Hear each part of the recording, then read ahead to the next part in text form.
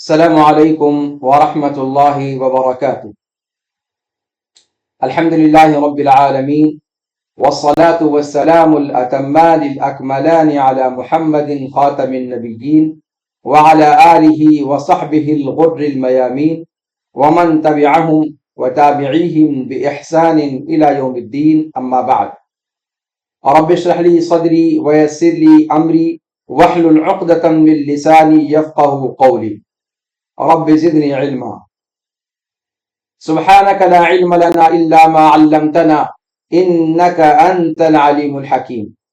يا معلم إبراهيم علمني كما علمت، ويا مفهم سليمان فهمني كما فهمت. السلام علیکم ورحمۃ اللہ وبرکاتہ. مشاہدین کرام، شرح العجرومیہ کے نئے درس میں آپ سبھی کا خیر مقدم ہے. ہماری گفتگو علامات اعراب پر چل رہی تھی، جس میں نصب اور اس کی جگہیں، رفع اور اس کی جگہیں، فتحہ اور اس کی جگہیں، یعنی نصب رفع، رفع نصب، جر اور اس کی جگہیں، جس کو ہم نے خفض کہا تھا، ان سب پر گفتگو مکمل ہو گئی تھی. علامات الاعراب میں آخری علامت جزم وہ باقی رہ گئی تھی. رفع، نصب، خفض اور جزم، تو جزم کا جو معاملہ تھا وہ باقی رہ گیا تھا. آج انشاءاللہ ہم اس پر اپنی گفتگو آپ کے سامنے رکھیں گے، اور آج کی اس گفتگو کے ساتھ، آج کے اس درس کے ساتھ، علامات الاعراب کا جو چیپٹر ہے ہمارا، وہ اپنی انتہا کو انشاءاللہ پہنچے گا. پھر اس کے بعد ہم معربات کی گفتگو شروع کریں گے. معرب اور مبنی کی گفتگو ہماری انشاءاللہ شروع ہوگی. اس سے پہلے کہ درس کی توضیح اور وضاحت میں ہم داخل ہوں، عزیزم ولید سے میں چاہوں گا کہ وہ امام ابن عجروم کی جو عبارت ہے جزم کے حوالے سے جو انہوں نے فرمائی ہے اسے پیش کر دیا جائے، اور اس کے بعد انشاءاللہ درس شروع ہوگا. عزیزم ولید. بسم الله الرحمن الرحيم. وللجزم علامتان، السكون والحذف. فأما السكون فيكون علامة للجزم في الفعل المضارع الصحيح الآخر، وأما الحذف فيكون علامة للجزم في الفعل المضارع المعتل الآخر، وفي الأفعال الخمسة التي رفعها بثبات النون. حسب. تو انشاءاللہ آج کا درس ہمارا ان 4 سطروں پر مشتمل ہوگا. امام ابن عجروم رحمہ اللہ فرماتے ہیں کہ جزم کی 2 علامتیں ہیں. پہلی علامت اصلی علامت ہے جسے سکون کہا جاتا ہے، اور دوسری علامت حذف کی ہے جو فرعی علامت. تو گویا جزم کی 2 علامتیں ہیں. پہلی علامت جو اصلی ہے اور دوسری علامت جو فرعی ہے. ایک فرعی علامت ہے اور ایک اصلی علامت. اصلی علامت اسے سکون کہتے ہیں، اور جو فرعی علامت ہے وہ ہے حذف. کہتے ہیں کہ فَأَمَّا السُّكُونُ فَيَكُونُ عَلَامَةً لِلْجَزْمِ فِي الْفِعْلِ الْمُضَارِعِ الصَّحِيحِ الْآخِرِ. سکون یہ جزم کی علامت ہوتی ہے اس فعل مضارع میں جس کا آخر صحیح ہے، یعنی جو معتل آخر نہیں ہے، جس کے آخری حرف میں حرف علت نہیں ہے. ایسے فعل مضارع کے اندر جزم کی علامت کے طور پر سکون آتا ہے. گویا ایک ہی جگہ پر سکون آتا ہے، اور وہ کس میں؟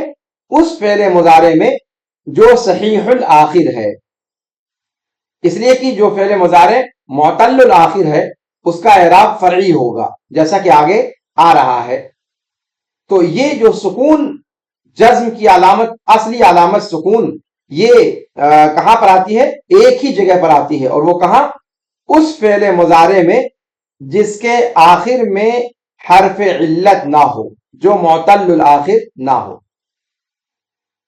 رہ گئی فرعی علامت اکلوتی حذف، تو وہ جزم کی علامت دو جگہوں پر ہوتی ہے. پہلی جگہ وہ فعل مضارع جس کے آخر میں حرف علت آتا ہے، یعنی فعل مضارع معتل الآخر، اور دوسری جگہ افعال خمسہ جس کو رفع دیا جاتا ہے نون باقی رکھ کر. وہ افعال خمسہ یفعلان، تفعلان، یفعلون، تفعلون، تفعلین، اس کے بارے میں بارہا آپ کے سامنے بات اس سے پہلے ہو چکی ہے. تو وہ افعال خمسہ، وہ 5 مضارع کے افعال جن کو رفع دیا جاتا ہے نون کے ذریعے سے، ان کو جزم دیا جائے گا حذف کے ذریعے سے، یعنی ان کے نون کو حذف کر کے. اب آئیے اس کی تفصیل کو ہم پڑھتے ہیں.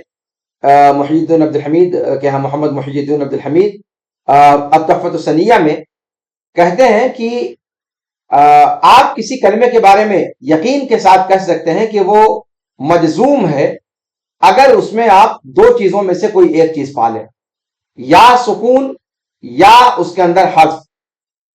سکون یہ جزم کی اصلی علامت ہے اور حذف یہ فرعی علامت ہے، اور ان دونوں علامتوں میں سے ہر ایک کی چند خاص جگہیں ہیں جن کو ہم تفصیل سے آگے بیان کر رہے ہیں. کہتے ہیں کہ سکون کہاں پر آتا ہے؟ سکون فعل مضارع جس کا آخری حرف صحیح ہو، اس میں جزم کی علامت کے طور پر آتا ہے. کہتے ہیں شارح کہ سکون کی ایک جگہ ہے، یعنی جزم کی علامت سکون صرف ایک جگہ پر آتی ہے، اور وہ کون سی جگہ ہے؟ وہ جگہ ہے فعل مضارع جس کا آخری حرف صحیح ہو. یعنی آخری حرف صحیح ہونے کا کیا مطلب ہے؟ کہ اس کے آخر میں حروف علت الف، واو، یا میں سے کوئی حرف نہ پایا جائے.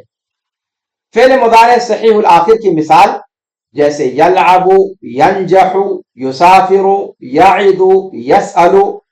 اب آپ دیکھیں یلعب لعیبہ سے ہے جس کے اندر تینوں حرف صحیح ہے، نجحا سے ینجح تینوں حرف صحیح ہے اور خاص طور سے حرف آخر صحیح ہے. یسافر سافرہ سے ہے، اس کے اندر بھی آخری حرف صحیح ہے. یعد یہ وعدہ یعد سے ہے، مثال واوی، اس کے اندر بھی یہ جو ہے وہ حرف صحیح ہے، حرف علت اس کے اندر آخر میں نہیں ہے. یسأل اس کے اندر بھی سآلہ یسأل، آپ دیکھ رہے ہیں کہ لام آخر میں ہے، حرف صحیح ہے. تو ان ساری جگہوں پر چونکہ فعل مضارع کا آخری حرف صحیح ہے، اس لیے اس کو حالت جزم میں کون سا اعراب دیا جائے گا؟ سکون کا اعراب دیا جائے گا. تو آپ کہیں گے لم یلعب علی، لم ینجح ولید، لم یسافر اخوک. تو اب لم یلعب آپ دیکھیں، لم یلعب اس کے اندر با پر آپ نے سکون دیا، جزم کی علامت یہاں پر سکون ہے. لم ینجح یہاں پر فعل مضارع کے جزم کی علامت کیا ہے؟ سکون ہے.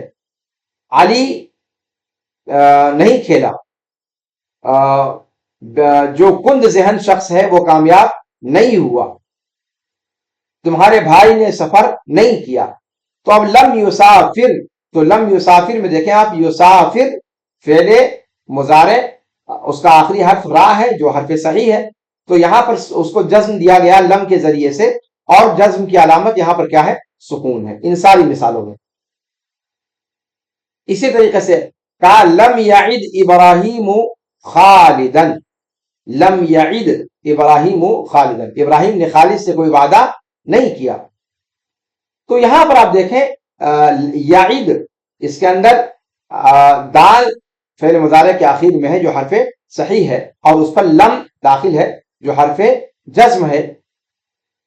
اور تو یہاں پر اس نے فعل مضارع کو جزم دیا، اور جزم کی علامت کیا ہے؟ سکون ہے. اسی طریقے سے لم یسأل بکر الاستاذ، بکر نے استاد سے کوئی سوال نہیں کیا.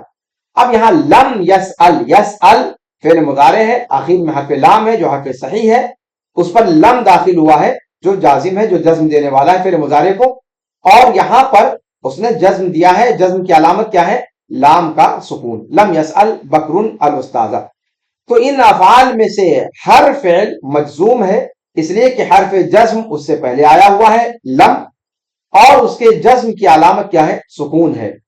اور ان تمام مثالوں میں فعل مضارع آخر کا صحیح ہے، یعنی فعل مضارع صحیح الآخر ہے. تو سکون اس ایک جگہ پر جزم کی علامت کے طور پر آتا ہے، اور وہ کس جگہ پر؟ جب فعل مضارع کے آخر میں حرف صحیح ہو، تو اس پر جب جزم داخل ہو تو سکون کے ذریعے سے جزم دیا جاتا ہے. اب آئیے جو جزم کی فرعی علامت ہے حذف، اس کے بارے میں دیکھتے ہیں. اور یہ آپ کو بتا چکا ہوں کہ جزم پر جو یہ سکون، یہ فرعی علامت حذف ہے، یہ دو جگہ پر آتی ہے. کہاں کہاں؟ جیسا کہ ابن عجرروم نے کہا کہ فعل مضارع جس کے آخر میں حرف علت ہو اس پر، اور افعال خمسہ کے اندر جس کو رفع دیا جاتا ہے نون کو ثابت رکھ کر. شارح کہتے ہیں کہ حذف کی دو جگہ ہیں، اور ان دونوں جگہوں میں سے ہر جگہ پر جزم کی علامت کے طور پر حذف آتا ہے، حذف واقع ہوتا ہے. پہلی جگہ ہے وہ فعل مضارع جس کے آخر میں حرف علت ہو. اور حرف معتل الآخر ہونے کا معنی کیا ہے؟ کہ فعل مضارع کے آخر میں حرف علت الف، واو، یا، ان تینوں میں سے کوئی ایک پایا جائے. اب آئیں دیکھیں، اب تین حرف چونکہ پایا گیا تو تینوں کی مثالیں دیں گے. تو وہ فعل مضارع جس کے آخر میں حرف علت الف آتا ہے، جیسے یسعی، یرضی، یہوی، ینأی، یشقی، یطغی، ان سارے فعل مضارع کی مثالوں کے آخر میں کیا ہے؟ حرف علت ہے، اور حرف علت الف ہے.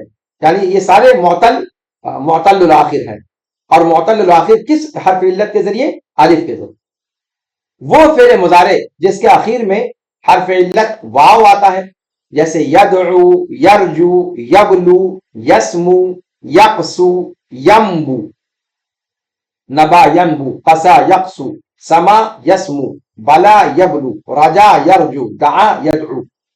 ان ساری مثالوں میں آپ دیکھ رہے ہیں کہ فعل مضارع کے آخر میں حرف علت واو آیا ہے، اور حرف علت خواہ الف ہو، خواہ واو ہو، خواہ یا ہو، اگر ان تینوں میں سے کوئی حرف علت فعل مضارع کے آخر میں آتا ہے تو اس فعل مضارع کو کیا کہیں گے؟ فعل مضارع معتل الآخر.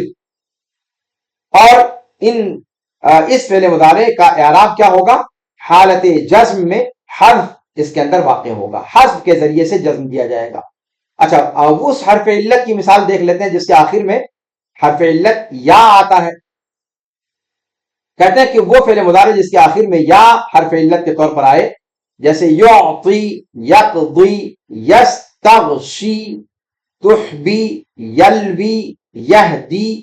ان ساری مثالوں کے اندر آپ دیکھیں کہ فعل مضارع کے آخر میں حرف علت ہے، آخری حرف حرف علت ہے، اور حرف علت یا ہے. تو چاہے معتل الآخر الف حرف علت ہو، یا واو حرف علت ہو، یا حرف علت ہو، بہر صورت یہ فعل مضارع معتل الآخر کہا جائے گا.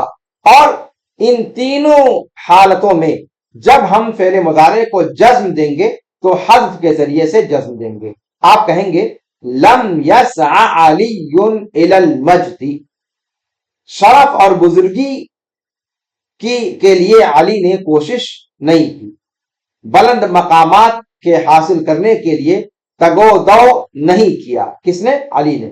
اب یہاں پر دیکھیں آپ، لم یسع، اب چونکہ یسعى تھا یعنی فعل مضارع معتل الآخر اور حرف علت الف، تو جب لم جازم اس کے اوپر داخل ہوا تو کیا کر دیا؟ اخیر سے حرف علت کو ساقط کر دیا، حذف کر دیا. تو کیا ہو گیا؟ لم یسع. تو یسع یہاں پر مجزوم ہے، اس لیے کہ حرف جزم اس سے پہلے آیا ہوا ہے، اور اس کے جزم کی علامت الف کا حذف کر دینا ہے، کیونکہ اصل میں کیا تھا؟ یسعى. لیکن لم آنے کی وجہ سے کیا ہو گیا؟ لم یسع، عین فتحہ الف جو تھا وہ ساقط ہو گیا.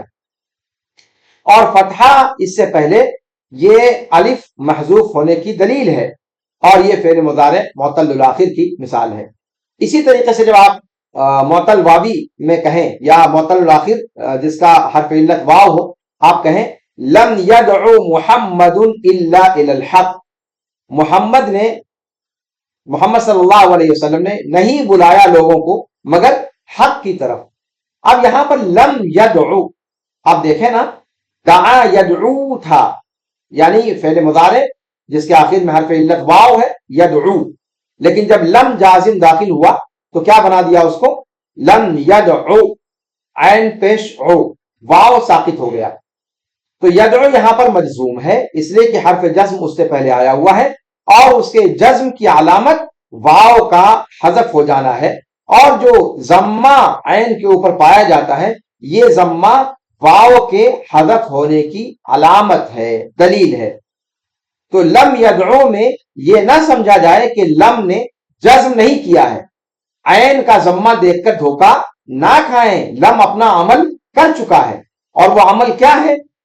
وہ عمل حذف ہے، اور وہ حذف کیا ہے؟ واو کو حذف کیا ہے۔ اور یہاں پر یہ اعراب کیوں ہے؟ اس لیے کہ فعل مضارع معطل الاخر کا اعراب کیا ہوتا ہے کہ وہ حالت جزم میں حذف کے ذریعے سے مجزوم ہوتا ہے۔ اسی طریقے سے جب آپ کہتے ہیں لم یعطی محمد الا خالدا، محمد نے سوائے خالد کے کسی کو کوئی چیز نہیں دی، تو یہاں پر اعطا یعطی اعطاء، ٹھیک ہے، یہاں پر یعطی اصل میں تھا، یعنی فعل مضارع جس کے آخر میں حرف علت یا ہے، جب لم جازم اس کے اوپر آیا تو یا کو ساقط کر دیا۔ اب تا کے اوپر جو آپ کسرہ دیکھ رہے ہیں یہ کسرہ یا محذوف پر دلالت کرنے کے لیے ہے، اس سے دھوکہ نہ کھائیں کہ لم نے اپنا عمل نہیں کیا، لم اپنا عمل کر چکا ہے، اور وہ عمل کیا ہے کہ یا کو اس نے گرا دیا۔ یہ جو کسرہ دکھائی دے رہا ہے تا کے اوپر، لم یعطی کے اندر تا پر جو کسرہ دکھائی دے رہا ہے یہ کسرہ یا محذوف کی علامت ہے، ٹھیک ہے، لم اپنا عمل کر چکا ہے، اور یہاں پر فعل مضارع حالت جزم میں ہے، اور اس کے جزم کی علامت کیا ہے؟ یا کا حذف ہونا ہے۔ کہتے ہیں کہ یعطی یہاں پر مجزوم ہے حرف جزم کے اس سے پہلے آنے کی وجہ سے، اور اس کے جزم کی علامت یا کا حذف ہونا ہے، اور اس سے پہلے کسرہ، کس سے پہلے؟ تا سے پہلے جو کسرہ ہے، یا سے پہلے جو حذف ہوئی ہے اس سے پہلے جو کسرہ ہے، یہ یا کے حذف ہونے پر دلیل ہے۔ وقیس علی ذلک اخواتها، بقیہ جو مثالیں دی گئی ہیں ان ساری مثالوں کو اسی پر آپ قیاس کر لیں۔ تو یہ پہلی جگہ ہے جس کے اندر جزم کی فرعی علامت حذف واقع ہوتا ہے، یا حذف جزم کی دلیل کے طور پر آتا ہے۔ کس میں آتا ہے؟ فعل مضارع معطل الآخر کے اندر۔ اچھا، حذف یہ جزم کی علامت کے طور پر ایک اور جگہ بھی آتا ہے، اور وہ کون سی جگہ ہے؟ افعال خمسہ، جسے نون کو باقی رکھ کر رفع دیا جاتا ہے۔ اس کی تفصیل گزر چکی ہے، اس کی مثالیں بھی گزر چکی ہیں۔ یضربان، تضربان، یضربون، تضربون، تضربین، دیکھیں نا آپ، یضربان، تضربان، ان سب مثالوں کے اندر، پانچوں مثالوں کے اندر آخر میں جو آپ کو نون دکھائی دے رہا ہے یہ نون حالت رفع میں ہونے کی علامت ہے، اور یہ ہم پڑھ چکے ہیں رفع کی علامات کے باب میں۔ اب جب ان افعال مضارع کو، فعل مضارع کی یہ 5 صیغے، ان کو جب ہم جزم دینا چاہیں گے تو جزم کیسے دیں گے؟ ان کے نون کو حذف کر کے۔ تب ہم کیا کہیں گے؟ لم کو داخل کیجئے، لم حرف جزم ہے، جب داخل کریں گے تو کیا ہو جائے گا؟ لم یضربانے کیا بن جائے گا؟ لم یضربا۔ تضربانے کیا بن جائے گا؟ لم تضربا۔ یضربونا کیا بن جائے گا؟ لم یضربو۔ اور تضربونا کیا بن جائے گا؟ لم تضربو۔ اور تضربینا کیا بن جائے گا؟ لم تضربی۔ یعنی جس صیغے پر لم جازم داخل ہوگا وہاں سے نون کو حذف کر دے گا۔ گویا حذف جزم کی فرعی علامت کے طور پر دوسری جگہ کہاں پر آتا ہے؟ افعال خمسہ کے اندر، ان 5 فعل مضارع کے افعال کے اندر جن کو رفع دیا جاتا ہے نون کے ثبوت کے ساتھ۔ یعنی یضربان، تضربان، یضربونا، تضربونا اور تضربینا۔ تو ان افعال میں سے ہر فعل مجزوم ہے، اس لیے کہ اس سے پہلے حرف جزم لم داخل ہے اور اس کے جزم کی علامت نون کا حذف ہونا ہے، اور الف یا واو یا جو اس کے آخر میں دکھائی دے رہا ہے، لم یضربا کے اندر الف، لم تضربا کے اندر الف، لم یضربو کے اندر واو، لم تضربو کے اندر واو اور لم تضربی کے اندر یا۔ تو یہ الف، واو اور یا یہ فاعل ہیں اور مبنی علی السکون ہے فی محل رفع، حالت رفع میں یا محل رفع میں ہے، یعنی واو حالت رفع میں ہے۔ اور یہ فعل جو ہے واو یا الف واو یا یہ حالت رفع میں کیوں ہے؟ فاعل ہونے کی وجہ سے، اس لیے کہ فاعل ہمیشہ مرفوع ہوتا ہے۔ لیکن یہ فعل جو افعال مضارع ہیں یہ سب یضربا، تضربا، یضربو، تضربو اور تضربی، یہ لم داخل ہونے کی وجہ سے یہ مجزوم ہیں، ان میں سے ہر ایک صیغہ مجزوم ہے اور ان کے جزم کی علامت ان کے نونوں کا حذف ہونا ہے۔ تو یہ جگہیں ہیں جو جزم کی ہیں۔ تو اس طریقے سے ہم نے دیکھا کہ جزم کی ایک فرعی علامت ہے سکون، اور وہ کہاں پر آتی ہے؟ وہ فعل مضارع جس کا آخری حرف صحیح ہو وہاں پر آتا ہے۔ اور دوسری علامت جو جزم کی ہے اور جو فرعی علامت ہے وہ ہے حذف، اور وہ کہاں پر آتا ہے؟ وہ کہاں پر آتی ہے؟ پہلی جگہ جہاں پر وہ آتی ہے وہ کیا ہے؟ فعل مضارع معتل الآخر، یعنی وہ فعل مضارع جس کے آخر میں حرف علت ہو، خواہ الف، خواہ واو، خواہ یا۔ تو ان معتل الآخر والے فعل مضارع کے صیغوں میں جب جزم دیا جاتا ہے تو کیسے جزم دیا جاتا ہے؟ اس کے آخری حرف کو حذف کر کے، چاہے الف ہو تو الف گر جائے گا، واو ہو تو واو گر جائے گا، یا ہو تو یا گر جائے گی۔ اور دوسری جگہ جس میں جزم کی علامت کے طور پر فرعی علامت حذف آتی ہے وہ کیا ہے؟ افعال خمسہ، یعنی فعل مضارع کی وہ 5 افعال، یا یضربان، یفعل، یعنی یضربان، تضربان، یضربون، تضربون اور تضربین، یہ 5 صیغے جو فعل مضارع کے ہیں جن کے اندر رفع کی علامت نون کا باقی رکھنا ہوتا ہے، ان صیغوں میں جزم دیا جاتا ہے نون کو حذف کر کے، اور اس کی مثال آپ نے دیکھ لی، لم یضربا، لم یضربو، لم تضربو، لم تضربی، تو یہ ساری مثالیں آپ نے دیکھ لی۔ تو یہ ہو گئی گویا جزم کی اصلی علامت اور ان کی جگہ، اور جزم کی فرعی علامت اور اس کی جگہیں۔ اس طریقے سے ہم نے علامات الاعراب پر آج اپنی گفتگو کو مکمل کر لیا ہے۔ اب انشاءاللہ ہمارا اگلا درس معربات کے تعلق سے ہوگا، اور معرب مبنی کی گفتگو ہم آپ کو اگلے درس میں انشاءاللہ آپ کے سامنے پیش کریں گے۔ آج کا درس بس اسی پر ختم کیا جاتا ہے۔ اللہ رب العالمین سے دعا ہے کہ اللہ رب العالمین ان دروس کو ہمارے لیے مفید بنائے، اور ان قواعد کو پڑھ کر کے ہم قرآن و سنت کی زبان کو صحیح طریقے پر سمجھنے پر قادر ہو جائیں۔ آپ کے سامنے اسکرین پر وہ خریطہ میں نے پیش کر دیا ہے جو آج کے درس کا خلاصہ اور لب لباب ہے۔